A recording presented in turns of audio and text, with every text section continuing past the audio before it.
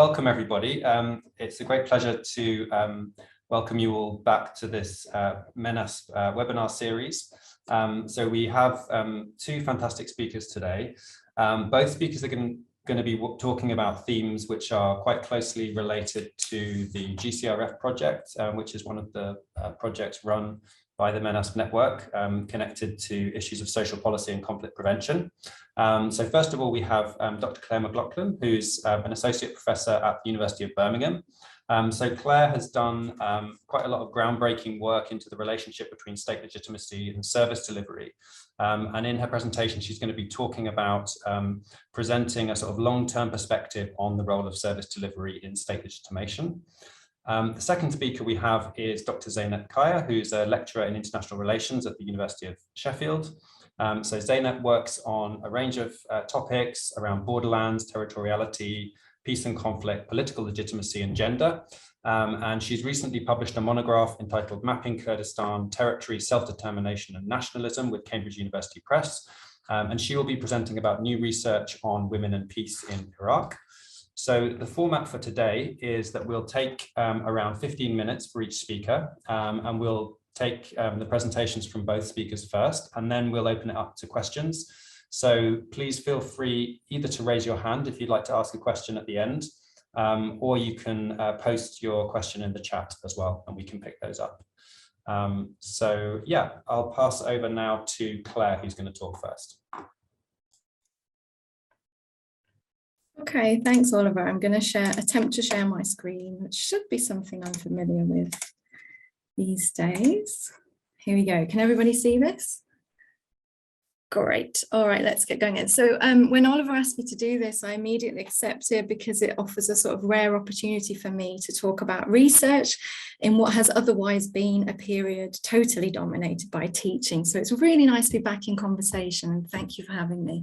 So yeah, as Oliver said, I'm going to be talking today about the relationship between service delivery and state legitimacy. And this question's really probably preoccupied me a bit too much over the past decade or so, at least. When I'm not teaching, this is what I kind of work on. Before I kind of get into it, I wanted to give you the kind of story of how I became interested in this relationship, really. And it started in 2009 when I was working on a research help desk here at IDD. And we had a request come in from the DFID, now the FCDO. And the question was something along the lines of, please find all the evidence possible that service delivery in fragile and conflict affected countries can improve the legitimacy of that state. So it was my job to then go out and find evidence about this question. And I have to say, it kind of fascinated me, and it also baffled me, because this idea of any kind of instrumental link between aid to health, education, water and sanitation, particularly by act or outside actors, the effects of that on this kind of really slippery, socially constructed, contested term, legitimacy, what seemed a bit of a stretch to me. And lo and behold, it turned out to be a stretch. So there wasn't very much evidence that it really has this instrumental effect. Along my journey of trying to investigate this, I spoke to lots of development actors, including the head of fragility at the World Bank.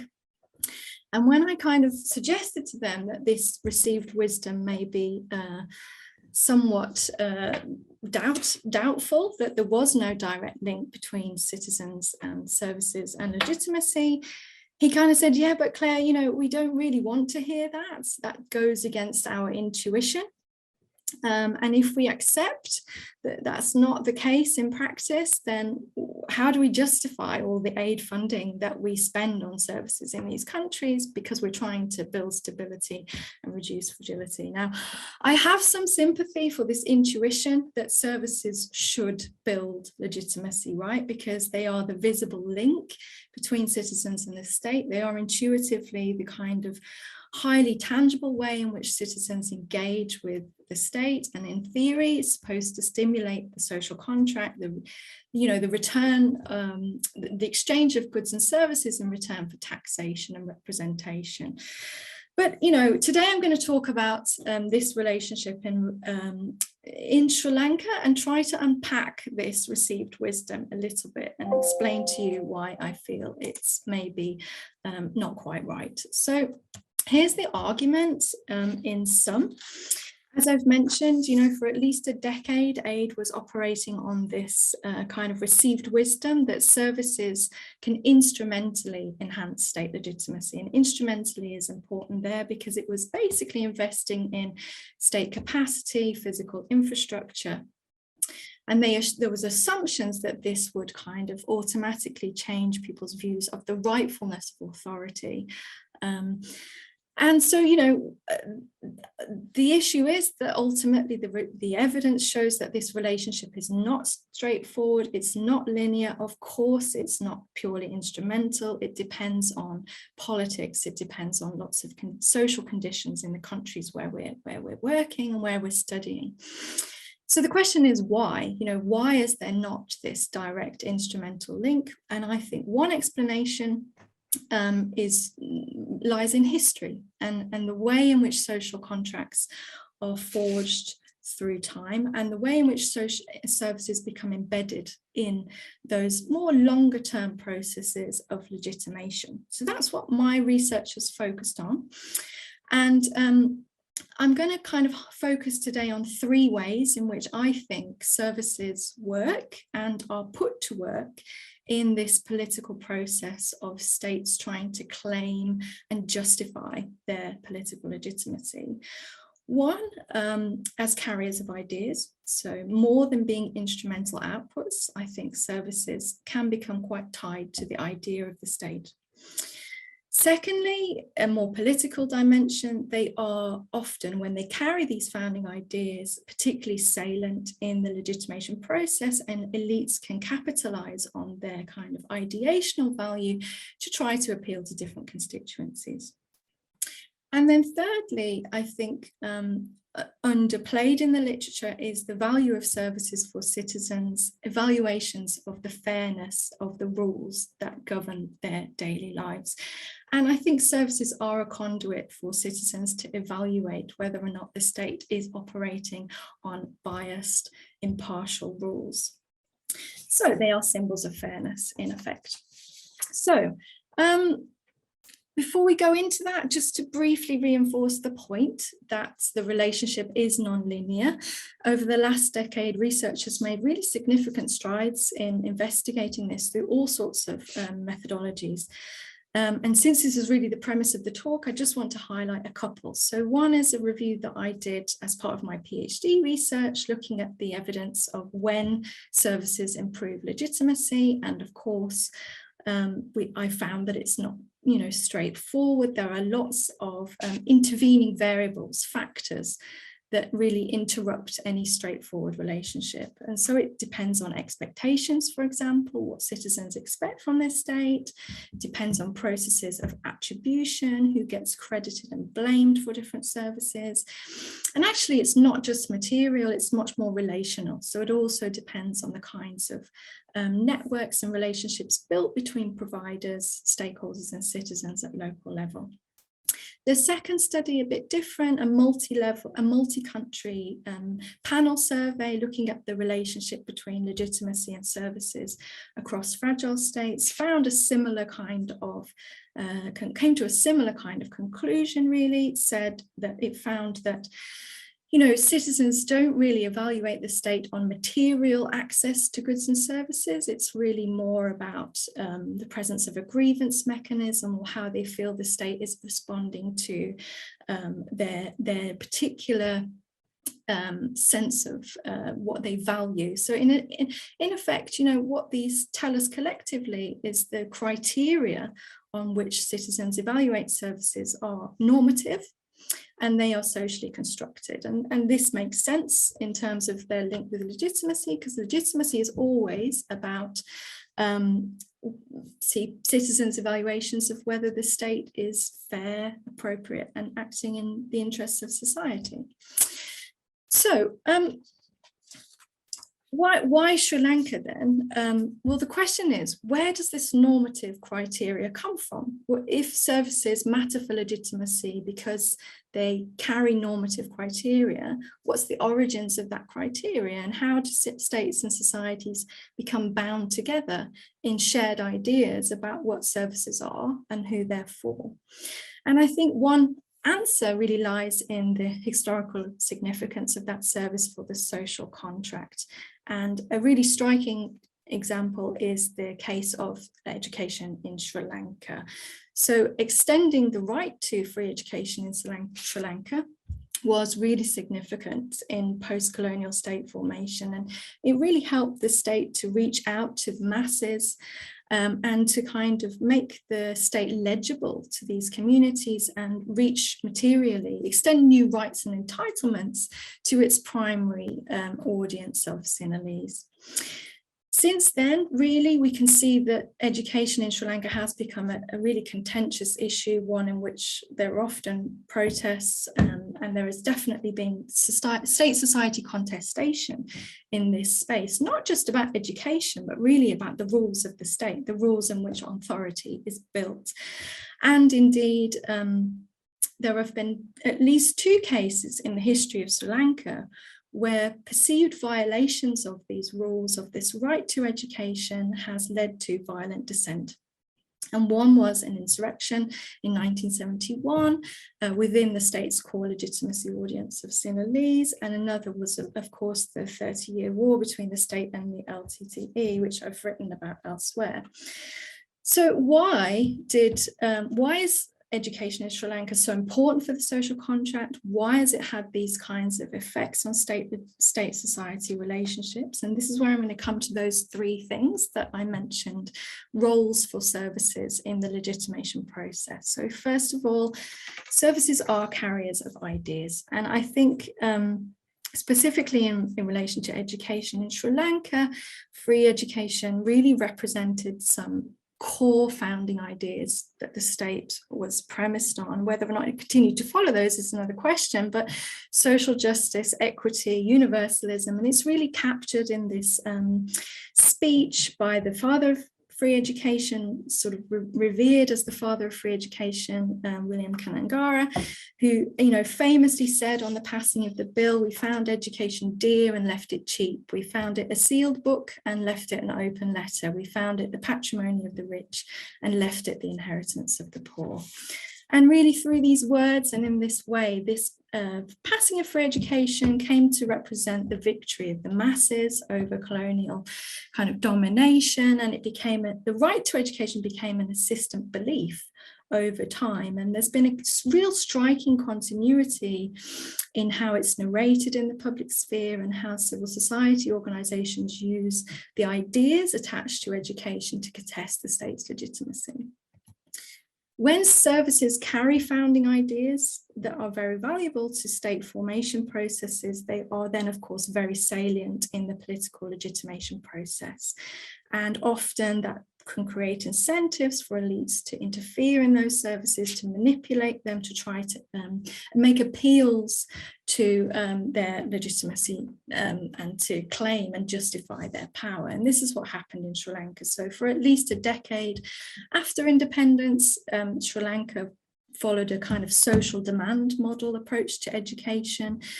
There was a rapid expansion of access to free education at all levels, and really kind of elites trying to compete to kind of outbid other political parties to really extend this right to different constituencies. Of course, what happened, well, not of course, but I mean, I've been working on this for 10 years, seems obvious to me, but this kind of backfired eventually, because what it did was it created, poor quality education, it created structural unemployment, an educated cohort of individuals who were susceptible to mobilization and dissent, and eventually took up arms with the state. It wasn't the only cause of the insurrection, but it was definitely a significant contributing factor. So I think this shows then the problem is that when elites manipulate services to try to improve legitimacy, it can backfire if they create expectations that can't be met. And finally, in another sense, it's very dangerous when political elites manipulate services for the purpose of legitimation if they create perceptions of unfairness within that service. So particularly in relation to the post-colonial reforms in education, there was a political interference in some of the rules governing access to university. A series of reforms kind of changed the criteria for university admissions such that some groups had more favourable access than others. It was a very incendiary policy, and particularly within the Tamil community was perceived as being very discriminatory, and then was kind of a trigger in the context of broader state discrimination for the final, one of the final straws, really, as this cartoon depicts, in the taking up of arms against the state. Because it signalled to Tamils that the state was no longer operating on the basis of fair or transparent processes, and it was really called the gravest injustice to the Tamil nation. So in the same way as we can see the extension of rights can create social contracts, can extend legitimation, the removal of those rights can be a significant trigger for delegitimation as well. And perceptions of unfairness in even a narrow service arena can have really proliferating effects on dissent. Okay, so finally, I think I've got about 1 minute left. I've been timing myself. Just to conclude then, what have I been sort of trying to say? I mean, first of all, I want to say, of course, the claim here is not that Sri Lanka is generalizable, but I think there are some messages for social policy in other areas about taking a more political view on the role of services in legitimation. Ultimately, whenever I talk about this, I have to say that, you know, this isn't an argument against the material value of services to people's everyday lives. And ultimately, the reason why services matter in fragile and conflict affected states, well, they matter regardless of their political effects, right? So that has to always be said. Whether or not they affect legitimacy should always be secondary to humanitarian and peace and conflict concerns, really. But, you know, that said, I hope I've demonstrated that some services in particular matter very much for legitimacy in some countries. And that goes beyond what they deliver materially for those citizens, because they're carriers of norms and ideas, and because elites can capitalize on that for the purpose of legitimation. And I suppose in this sense, one of the biggest takeaways is that this relationship between services and legitimacy isn't free hanging from politics, it's engineered through politics. And I think that's really missing from the debate. Luckily, it started to be reflected a bit more in some policy documents. The Pathways for Peace report has actually, you know, referred to some of this latest work and sort of updated the received wisdom to a degree. So that's very good. But I still think we need to expand our methodological repertoires a bit more on this issue, and definitely bring history and ideas into the equation, because it's only really understanding the origins of those ideas, those promises, those expectations that embed services into the social contract. So only when we understand that we can understand the consequences for the state when those expectations are not met. And I'll stop there. That's brilliant. Thanks very much, Claire. That was really fascinating, and also has a lot of direct implications, I think, for our project. So it's really, yeah, really interesting to hear. So I'll now pass over to Zeynep. Thank you, Oliver, and thank you for inviting me to speak today. It is really nice to be in this space and meeting, seeing new faces as well.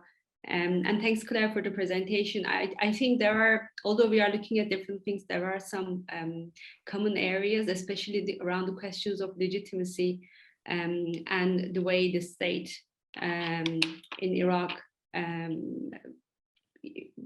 legalizes certain crimes against women, or the way it institutionalizes peace and justice processes. And they are very much, these are very much embedded in the state's role and its legitimacy and whether it's fair or not. So in some ways, similar questions came up in my research as well. So I will talk about the most recent project I worked on, Iraq and gender and women. So this project was conducted in Iraq, the research, and it was funded by GIZ in Germany. And about a year and a half ago, the organization Al Barlaman, who was managing the project, wanted to look into the peace and women, and how the peace processes in Iraq, peace building, is affecting women, and what are the different perspectives and views about these issues. So there were a series of questions that we explored in this research. And basically, I want to summarize and share some of the insights that came out from that research, which finished during the summer in 2021, and the report from the project came out just 2 weeks ago in both English and Arabic. And I can just share with you the link here if you are interested in looking at it. I'll do it in a second. So the project I conducted with my research partner in Iraq, Dr. Ilham Maki. She's based in Baghdad, and she's an academic, also a women's rights activist. And we looked at women's involvement in peace and justice processes and examined how these impact women. And we conducted this research in 6 provinces in Iraq: Baghdad, Basra, Erbil, Kirkuk, and Najaf, and Nineveh. And we did this to reflect diverse ethnic, religious, and ideological composition of Iraq. Obviously, it's difficult to capture it all in just 6 provinces, but still, we had limited time and resources. So we worked on 6 provinces, and we wanted to reflect the different ways in which conflict, displacement, instability, and political tensions were experienced in different locations.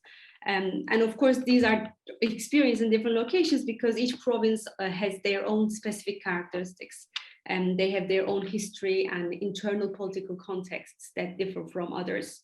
And we needed to take these into account.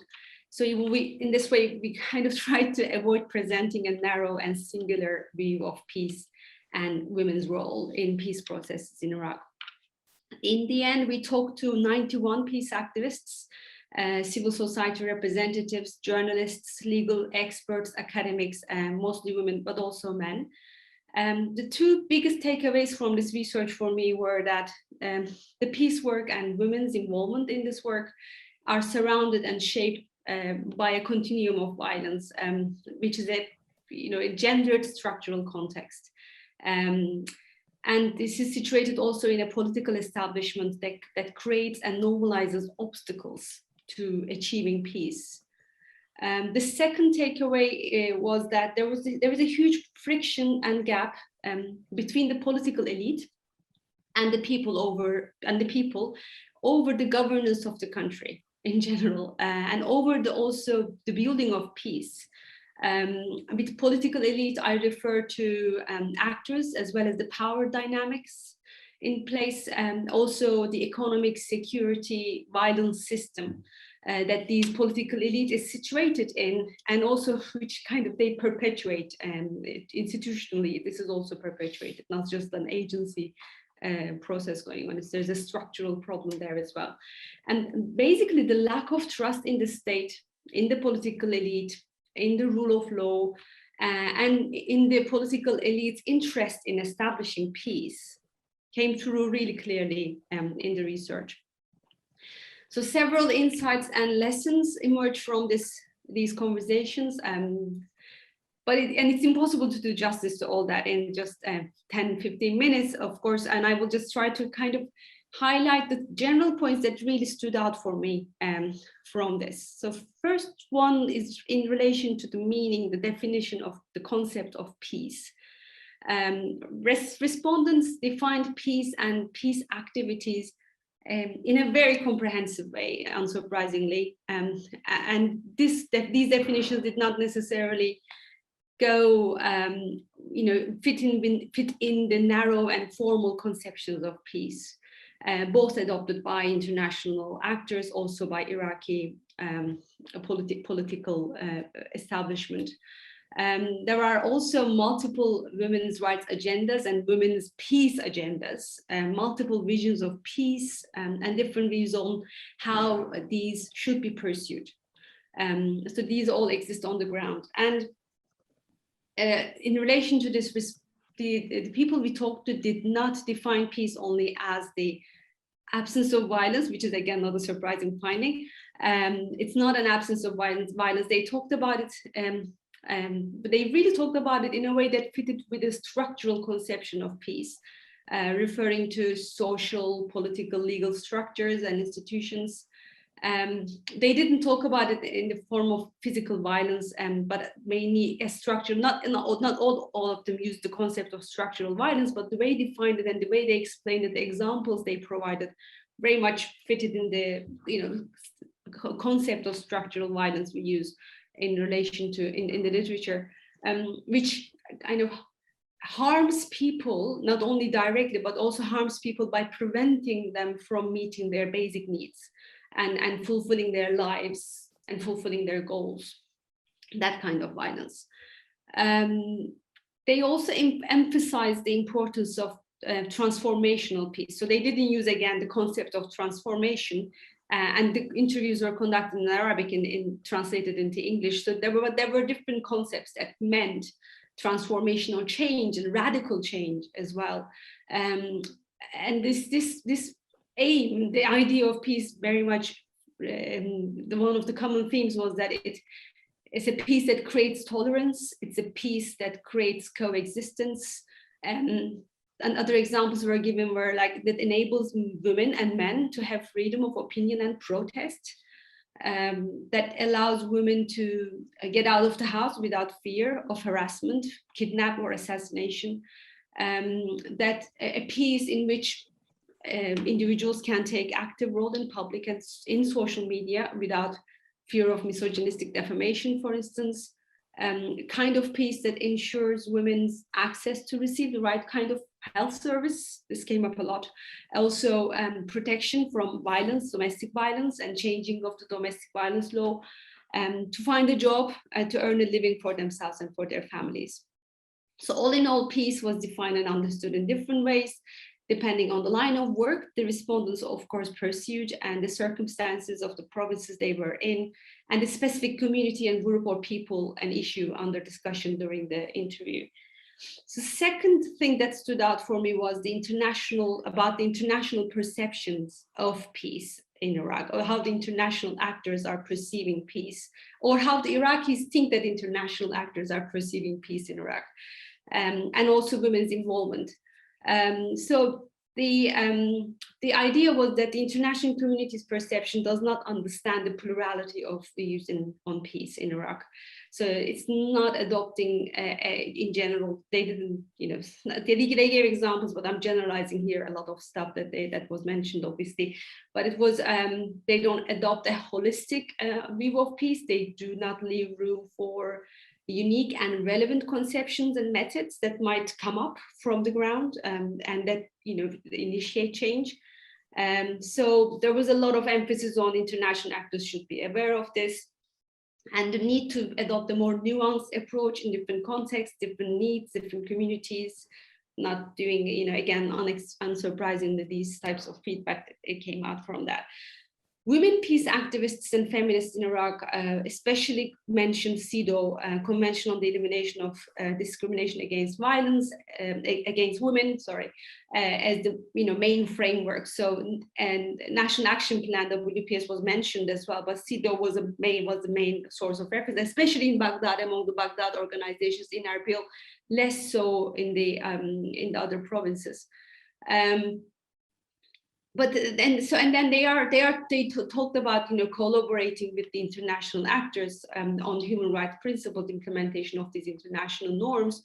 But also this does not mean that these women activists are endorsing the political agendas pursued by foreign states.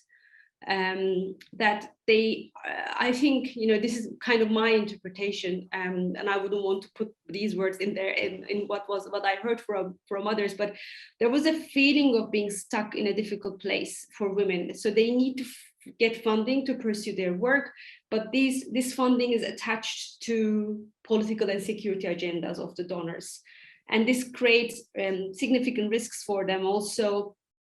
The more the international community sees women's rights agenda or gender equality as a Western political agenda, the more I think this actually harms women's rights work in Iraq, because women's rights activism in Iraq is not new. It has a long history. It's not the result of a Western involvement.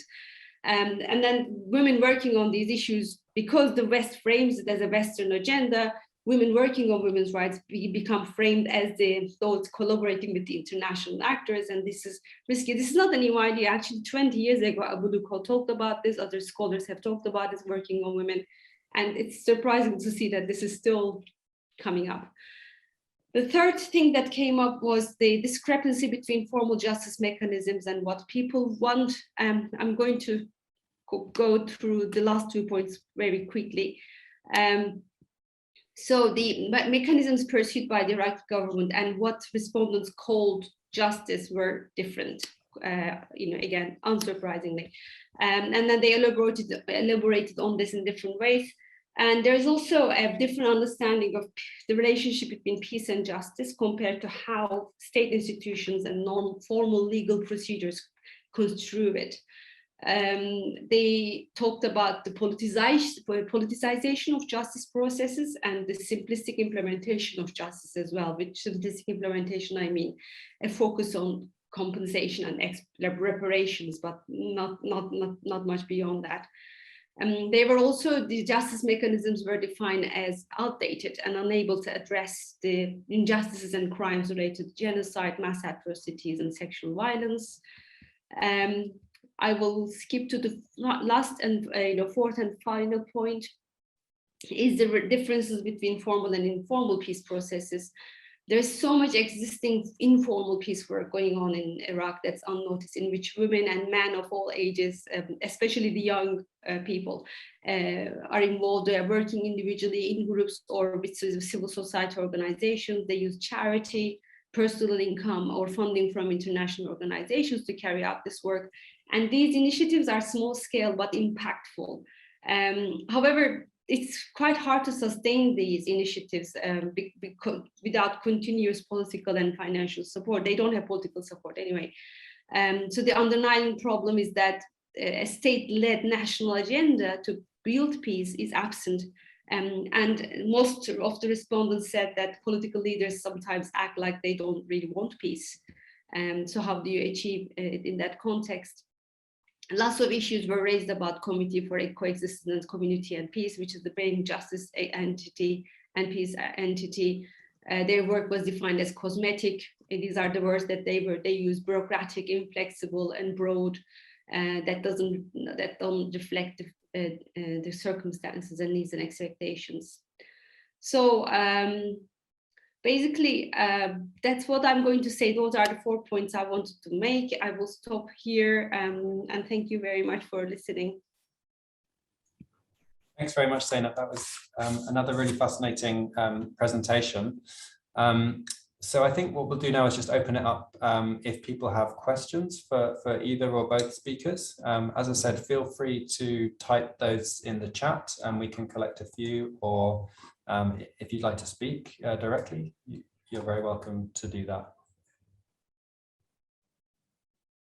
So, yes, Janan, please speak. Yeah, hi everyone. Thank you very much, Claire and Zeynep. My question to Claire. Claire, you spoke about services and the legitimacy of the state, and you highlighted the education in Sri Lanka. My question is about if the state carry the privatization of education, how that influence the legitimacy of the state? Thank you. Thanks. Claire. You want me to take that straight away? Yeah, I think take it straight away. Yeah. Okay. Brilliant. Thank you, Janan. And I think you've hit on a very poignant and contemporary debate actually in Sri Lanka, because the privatization of education has been over the long term and continues to be politically very difficult to maneuver for even, very strong, very sort of, let's say, semi-authoritarian type of rulers, because there is so much popular hostility to any kind of denigration of the idea of the right to free education, which privatization challenges. So, for example, right now, there is a teachers' strike in Sri Lanka, and there are multiple demands from the union in relation to education, but one of them, which has been a common theme throughout the history, is against the privatization of education, the perceived removal of education from the masses to the privileged groups in society, and the really kind of the reversal of the state's obligation to that community. And so it's very meaningful, it's very powerful, and even a very sort of, let's say, centralized, very strong state such as Sri Lanka finds it difficult to pursue reform in that area because of the strength of the idea. And it's the same for the NHS in the UK. It's very, very difficult for any government to talk openly about privatizing the NHS, even though it actually is privatized in many ways, because of the narrative and discursive power of that service and the way it's related to the freedom of the right and the rights of people. So good question. Yeah. Okay. Thanks very much, Claire. So we have another hand raised from Ali. Ali, would you like to speak? Yes, thank you. So I had a question for Claire and also for Zeynep. Let me ask Claire first. I wanted to ask, in terms of the development agencies that you've worked with or are familiar with, do they have some way of separating this idea of the regime utilizing service or whatever, this provision for specific in-groups, to bolster their own regime, and how they separate that from state legitimacy? I mean, what are the methods that they use, or are there any? And I mean, obviously, you showed that it's a huge problem. So how do they deal with it, or do they at all? I guess. So, and then, should I stop here, or should I just? No, I think. Have you got a question for Zeynep as well? Yes, I do. Yes. Yeah. And then I guess my question for Zeynep.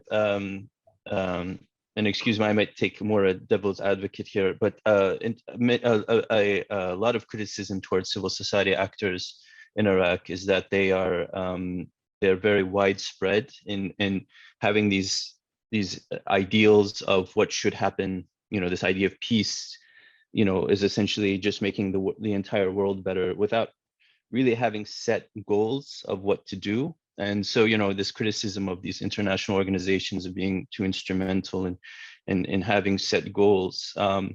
In some ways, I mean, it's beneficial in that, it's sort of a self-help group, we can all discuss our problems and feel better. But in terms of actual action, nothing's really being done. So I would like to hear your, and I'm speaking specifically of civil society actors in Iraq. So what your view or your response to that might be. That's great. Thanks very much. So maybe we'll go straight to Zeynep and then back to Claire. Sure. Thank you, Ali. That's a really good question. It's a difficult question as well. So, I mean, civil society actors, I mean, I can only talk on behalf, I wouldn't also talk on behalf of women's, any civil society actors, because, it's not my place to say what they think and what they do. But my observations are only based on women's civil society organizations, basically. And if we talk about them, they talk about peace, they organize events, they hold meetings, they organize advocacy activities, they try to push the government. And you're right, there's a lot of talking going on. There are a lot of different agendas, and there is no one kind of clear idea or agenda to push forward. At the same time, are there any other alternatives for them? First of all, they are not given any tool, or they are not, for instance, allowed to evaluate and monitor government's work. They don't have access to information. They don't really have a say in the decisions that are being made, apart from just talking about it. And secondly, do they have to have one idea or one idea of peace or one idea of a goal? I don't think they should, because they talk about very different things. You know, different civil society organizations have different specialisms. And I'm not also saying all civil society organizations are amazing. There are a lot of, because of the money being pumped in to civil society sector, there are a lot of problems with the civil society sector itself. And not all of them maybe are that, you know, genuine, and some of them have become quite vocal and they are able to attract money, and then they kind of become quite visible. But at the same time, there are lots of very small scattered civil society organizations that nobody even know about. And I met a couple of them in different provinces. They do some really amazing work. Maybe they are not very visible. The work they carry out on the ground is really impactful. The difference they are making to people's lives is important. With very small money and with very little resources, they are doing that. I think, you know, we just need to acknowledge that, you know, it's not a perfect picture, but, you know, it's not a perfect ideal environment to be a civil society organization either. I think it's important to also acknowledge the need for plurality of voices and different perspectives, and having a dialogue and conversation and hear each other, and then maybe some consensus emerge from this, rather than one organization leading and then saying, this is what we're going to do and this is the agenda and let's do it, push it. So yeah, it's a very good question. I don't have a clear answer to that, but these are just my thoughts. That's great. Thanks very much, Zeynep. So I think if it's okay, we'll go back to Claire. Claire, can you respond to Ali's question? Sure, thank you, Ali, for asking the kind of, in a way, the kind of what to do about this question, right? And how do aid agencies kind of, if this is the reality that, you know, they need to think more politically, how can they do that in practice? And I think the first thing to say is they're on a journey, right, from thinking very instrumentally about capacity and really, you know, the modus operandi for aid in fragile and conflict-affected states remains building state capacity. And if you look at the breakdown of ODA in these countries, you know, most of the aid goes into hard infrastructure, hard kind of service building, and less so on the political dimensions of state building. So, I mean, I think it's a journey. There is recognition of need to do more political economy analysis and to work in more politically sensitive ways. And I think to better appreciate the incentives for elites to invest in and to support different services, and to give them a reason to be inclusive in the way that they support those services. So we all know that politicians prefer visible infrastructure projects. They like ribbon cutting ceremonies. You know, political economy analysis can inform local approaches to engagement with political actors in ways that can encourage greater accountability to local people, and really try to kind of, I guess, capitalize in a way on the legitimation potential of services in a way that also aligns with elites' incentives, so that it becomes a win-win.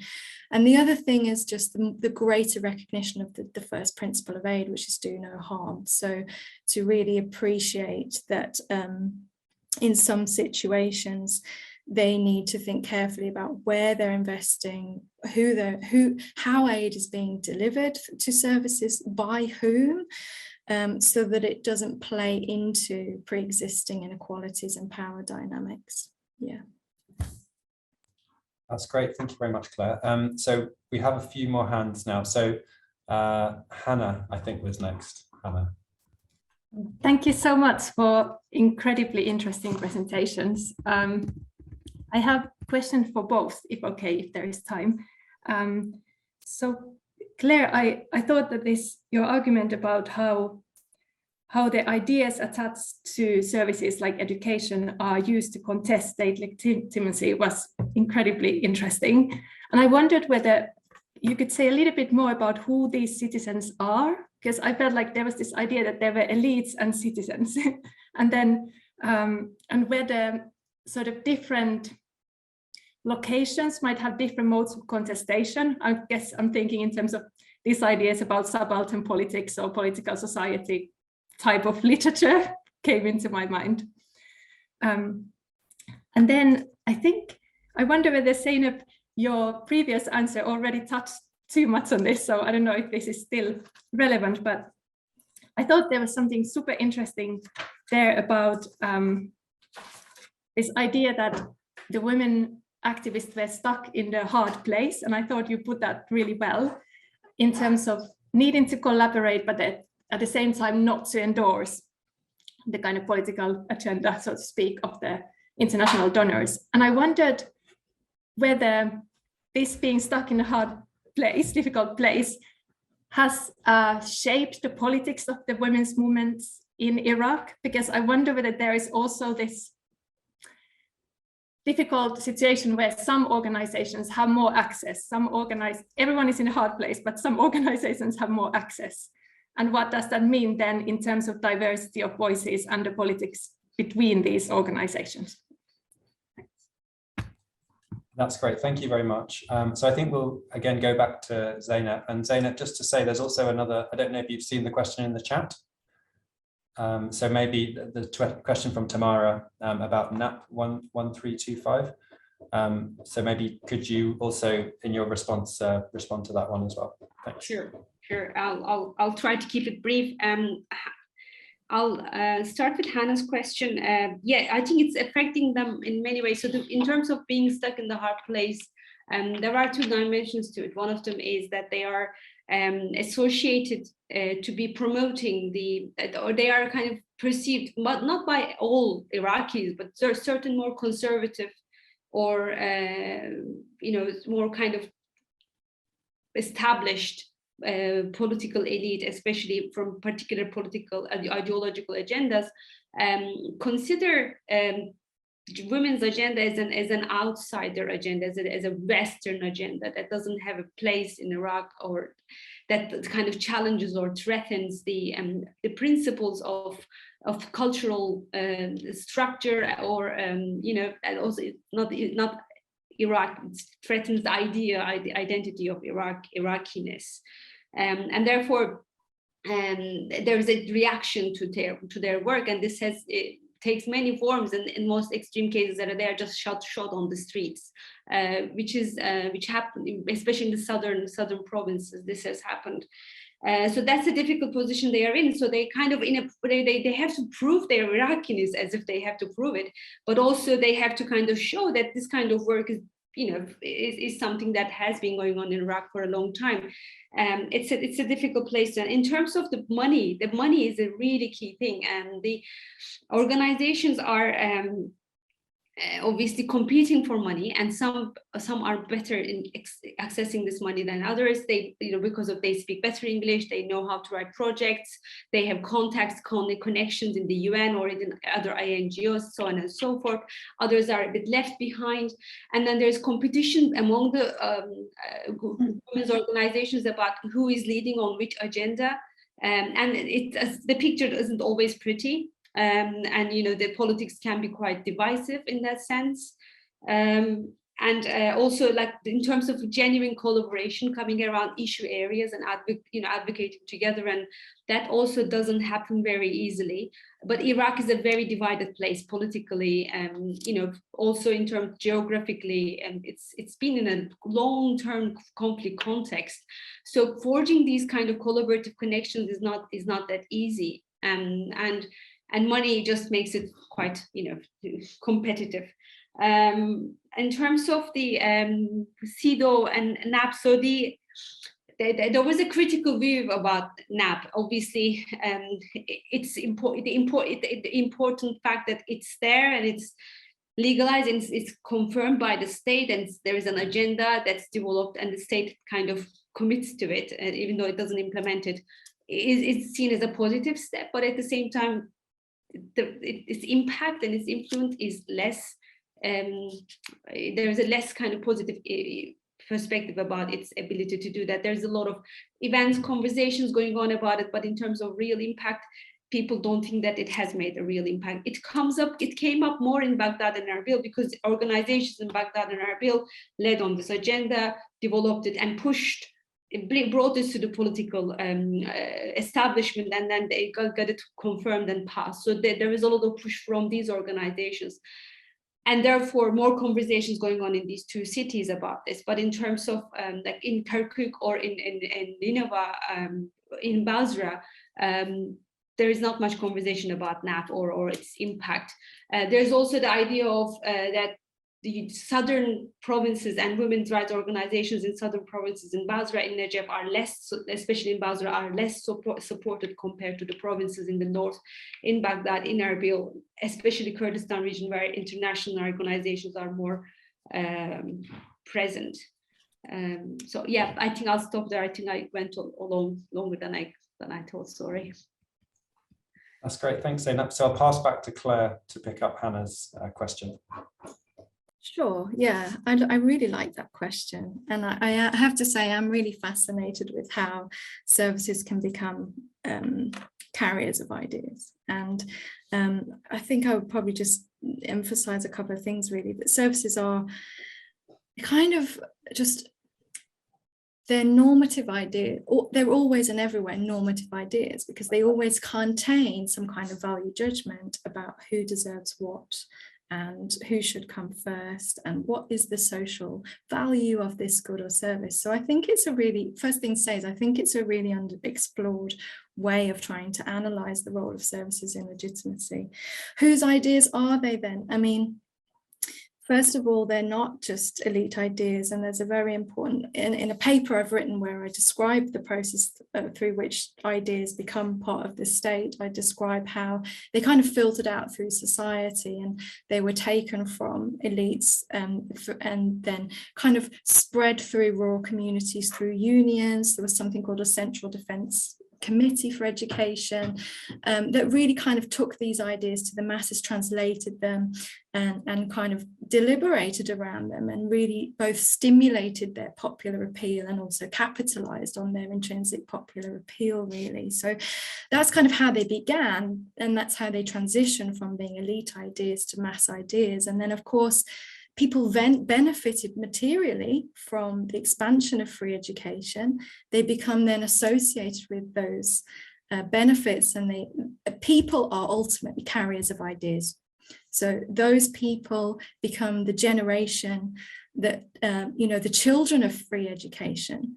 And as they grow up and as they kind of develop into productive citizens, they become teachers, they join unions, and then they defend those ideas. So many of the people engaging in protests around the idea of education in Sri Lanka at the moment would consider themselves to be, direct beneficiaries, children of free education. Yeah. That's great, thanks, Claire. So we've got about 7 or 8 minutes left and 2 hands raised. So I think we'll try and collect those questions first, and then we'll go back to the speakers. So I think it was Rachel who was first. Rachel. Hi, and thanks very much for your presentation. So my question links slightly to Claire's point around do no harm versus role of elites in service delivery, but welcome views from either Claire or Zeynep in response. So it's about service delivery in the nexus of stabilization, humanitarian and development responses. So where humanitarian objectives are, I guess, essentially trying to alleviate immediate harm, and then other actors and responses are using perhaps service delivery as a means of kind of restoring security for the population, or as we mentioned, for political objectives. So I just wondered, really, through your research or other work, have you seen evidence of kind of tensions between these actors, or indeed tensions between kind of recipients, or confusion between beneficiaries? And what considerations should we really be thinking about when managing these competing objectives in the service delivery space? I hope that makes sense. It makes sense in my head. That's great. Thanks, Rachel. Yeah, it made sense to me too. And Jenan, did you have another question? Yes, thank you very much, Oliver. Okay, I have a question to Zeynep. Zeynep, thank you very much for the research. I read it, it was wonderful. My question, I can't recall whether you touched upon the subject of the what now is called the new civil society. There are many small women organizations or groups emerged in Iraq, in particular after the uprising, and they are doing many activities and services and support women in different ways. So I don't know if you come across this. Does it attract your attention, this kind of groups and organizations? Thank you very much. Thanks very much. So I think, yeah, we'll go back to Claire, since the first question was for Claire, and then we'll have probably go back to Zeynep, and then I think we'll be almost out of time. Claire. Yeah, I mean, brilliant question, Rachel, and really goes to the heart of some of the literature on this. I mean, I think fundamentally, there's definitely a moral argument for separating humanitarian concerns from these kind of more political objectives, right? And they should be to a degree separate, and often they are. Like, what comes to mind, first of all, is Afghanistan. You know, there was 20 years of attempts by external actors to build a state, build legitimacy through service delivery. They fundamentally failed to build a state, but that actually did make very good ground in terms of services, in terms of health indicators, infant mortality and stuff. So, I mean, I guess my first response would be to question whether there needs to be an overlap. But however, there often, you know, the question is, where is that sweet spot, right, between humanitarian assistance and doing no harm at the same time as, you know, maybe pursuing more political objectives around strengthening state capacity, involving the state. And often there's the case that NGOs are the only critical mass, that international organizations are the ones delivering services. So it's how do you transition from that into more of a state-led or at least regulated approach? And there's loads of research on that around, you know, ways that you can do contracting to try to bring the state into that process so that you're still restoring these vital services, but trying to also stimulate state responsibility for them. The other thing I will mention very quickly is just attribution. So oftentimes we assume that if citizens get services from NGOs, they will attribute them to NGOs, but often there's so much misattribution going on. So I don't necessarily think that humanitarian assistance delivered by international NGOs undermines political legitimacy. And that's also a controversial statement. But Oliver actually probably knows more about this than me, right? Because this was part of his own research background, is looking at humanitarianism in kind of, let's say, contested regions and the role of NGOs in that kind of space. So he'd probably be a good person to speak to about that as well. Thanks very much, Claire. Zeynep? I won't be able to go into detail, but about humanitarian support, also state deliveries, it gets really complex in conflict contexts, because these humanitarian organizations are also development organizations, and they end up being there for a long time, especially in the case of Iraq, and they start providing services, and the state is okay with that, and then the picture becomes really blurred, like what is humanitarian activity, what is development activity, plus then the security agendas and political agendas of the donors come into the picture. This security, development, peace, security nexus comes, you know, it becomes and I'm a bit critical of that kind of mixture of those political agendas, because the state wants a strong, the donors want a strong state, but in order for, and services and deliveries are part of that, but then they support the state, which ends up not necessarily benefiting the society as well. And there is this idea emerges, especially in women's issues particularly, where it's like, oh, the civil society organizations are receiving so much money and they are doing the women's work, so the state doesn't have to do much about this. It's already being carried out by them. It just creates a moral hazard in the sense that the state is suddenly becomes, not being seen as responsible. And oh, we have given them the right, we have given them the legal certain, rights, and they have the space and the money. What more do they want? They just like, there is that kind of perception as well within the establishment. But again, as I'm saying, and that's what civil society organizations are also not necessarily doing the right thing. And, we should also look into civil society work and the money and the way they are dominating in certain areas in a critical way as well.